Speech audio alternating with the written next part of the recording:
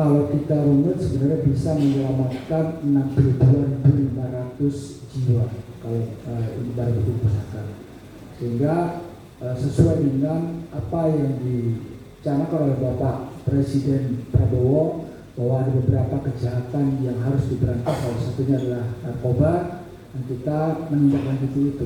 Bapak Kapolri, lalu Bapak Kapolda memerintahkan itu semua kepada kita untuk memberantas narkoba dan memusnahkan barang bukti sehingga tidak bisa digunakan lagi.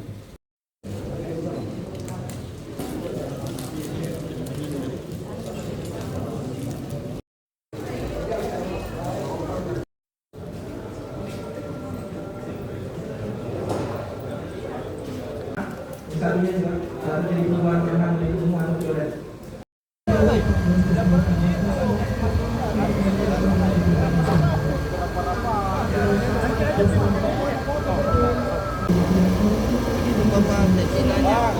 ya balik dulu bang, ya siap.